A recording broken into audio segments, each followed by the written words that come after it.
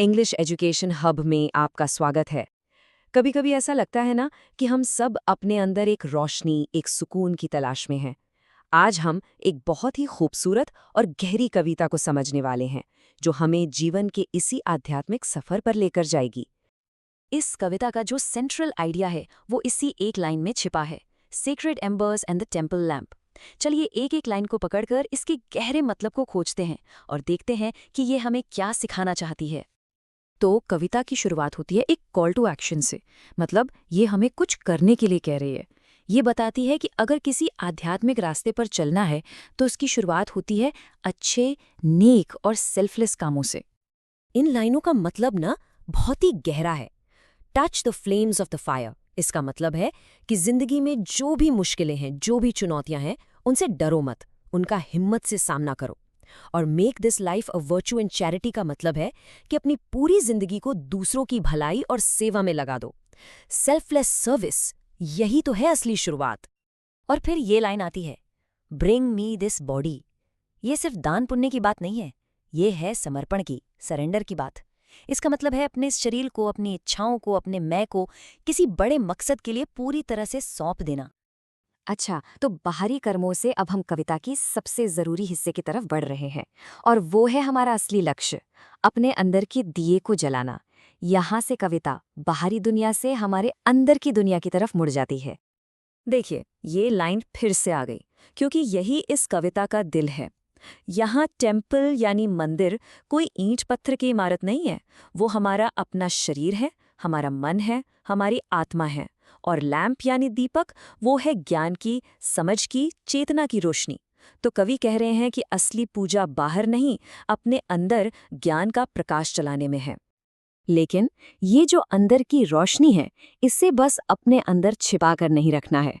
Let the light shine in the song का मतलब है कि आपके अंदर जो ज्ञान का दिया जला है, उसे अपने कामों से, अपनी बातों से, अपनी पूरी जिंदगी से बाहर आने दो। यहाँ सॉन्ग का मतलब है आपका जीवन जीने का तरीका।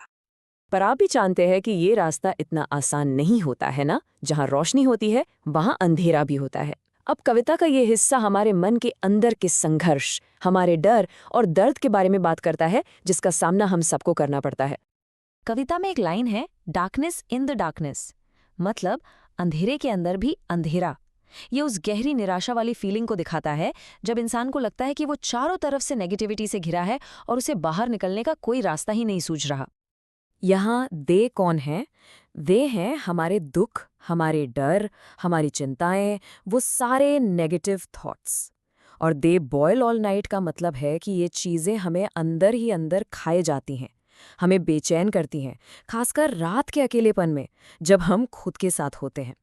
इस दर्द से भागने का कोई फायदा नहीं। कविता हमें बताती है कि जब हम हिम्मत करके अपने दर्द का सामना करते हैं, तो वो पहले और ज्यादा चुभता है, बर्न, और फिर वो सतह पर उभर कर आता है, राइज।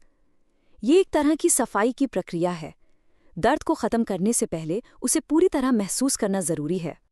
तो उस अंधेरे और दर्द का सामना करने के बाद क्या होता है? कविता हमें एक बहुत ही खूबसूरत उम्मीद देती है।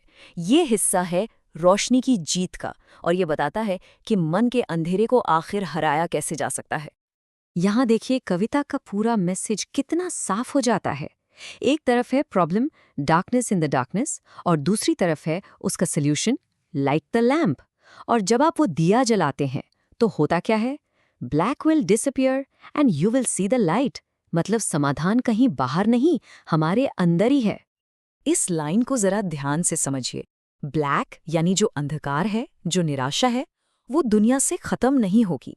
वो हमारी गेज ऑफ द आईज से, यानी हमारी नजरों से, हमारे देखने के तरीके से गायब हो जाएगी।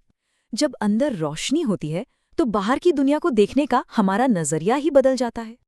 और ये कविता का सबसे पावरफुल वादा है। इसका ये मतलब नहीं कि ज्ञान पाने के बाद आप कभी गिरेंगे नहीं या कभी फेल नहीं होंगे। नहीं, इसका मतलब है कि wherever you fall, जब भी आप गिरेंगे या नाकाम होंगे, तब भी आपको अंधेरा नहीं बल्कि उम्मीद की एक किरण, सीखने का एक मौका, एक रोशनी जरूर दिखाई देगी। तो चलिए अब इस पूरी कविता के सफर को एक साथ जोड़कर देखते हैं और इसके आखिरी संदेश को समझते हैं, जो हमें आत्मज्ञान यानी एनलाइटनमेंट के रास्ते पर ले जाता है। इस पूरी कविता का सार इन 4 स्टेप्स में है। पहला, सैक्रिफाइस, अपने मैं को पीछे रखकर खुद को किसी अच्छे मकसद के लिए समर्पित करो। दूसरा, इग्निशन, अपने अंदर ज्ञान और समझ का दिया जलाओ। तीसरा, इंड्योरेंस, बिना डरे अपने मन के अंधेरे और दर्द का सामना करो। और चौथा, इनलाइटमेंट, जब आप ये सब कर लेंगे तो आप खुद अपने लिए रोशनी का सोर्स बन जाएंगे। और अब ये सवाल मैं आपके लिए छोड़ रहा हूं। इस कविता को समझने के बाद एक पल सोचिए, आपकी जिंदगी में वो कौन सा अंधेरा है, चाहे वो कोई डर हो, कोई शक हो या कोई दुख, जिससे आप अपने अंदर की रोशनी से दूर करना चाहते हैं। उम्मीद है आपको ये एनालिसिस पसंद आया होगा। ऐसे ही और भी गहरे और जानकारी से भरे कंटेंट के लिए हमारे चैनल को सब्सक्राइब करें। देखने के लिए आपका बहुत बहुत धन्यवाद।